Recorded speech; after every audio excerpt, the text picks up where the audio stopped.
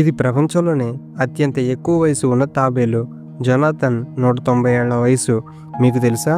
తాబేళ్లు 80 నుండి 250 సంవత్సరాల మధ్య జీవించగలవని. వాటిని తరచుగా టర్టిల్ లేదా టొర్టాయిస్ అని పిలుస్తారు. జొనాథన్ వంటి తాబేళ్లు దృఢమైన కాళ్ళు కలిగి ఉంటాయి మరియు మొక్కలు, నీటిని తింటాయి, తాగుతాయి. సాధారణమైన తాబేళ్లు ఈత కొట్టడంలో సహాయపడడానికి ఫ్లిప్పర్లను కలిగి ఉంటాయి మరియు మాంసం తినగలవు లేదా మొక్కలను తినగలవు. వాటి వెనుక భాగంలో ఉండే గట్టి షెల్ కవచంలా ఉంటుంది.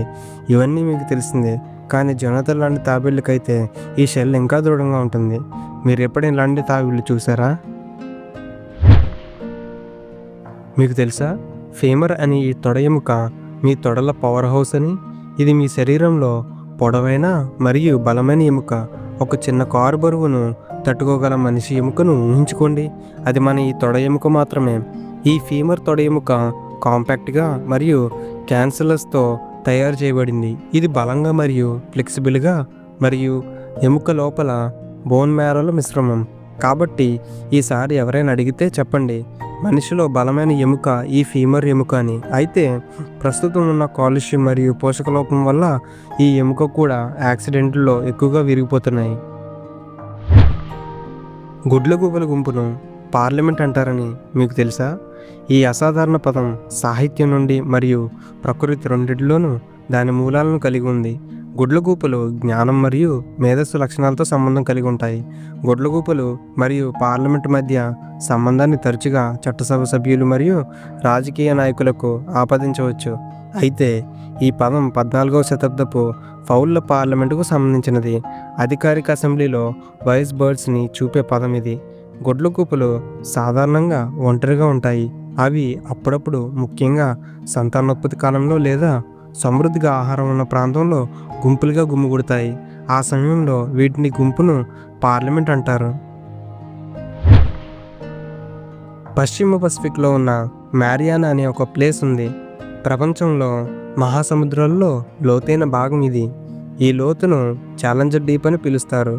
ఈ ట్రెంచ్ లోతు దాదాపు 11,000 మీటర్లు. ఇక్కడ కఠినమైన వాతావరణం ఉన్నప్పటికీ కొన్ని జీవరాశులు జీవించగల తీవ్రమైన నీటి ఒత్తిడి కంటే ఈ ట్రెంచ్ ఒత్తిడి 1000 రెట్లు ఎక్కువ. కొన్ని జీవులు ఈ ఒత్తిడికి అనుగుణంగా ఉన్నాయి. వీటిల్లో కొన్ని జాతుల చేపలు మరియు సూక్ష్మజీవులు ఉన్నాయి. ఈ జీవులు తరచూ బయోలూమినిసెన్స్ వంటి ప్రత్యేకమైన అనుసరణలను ప్రదర్శిస్తాయి.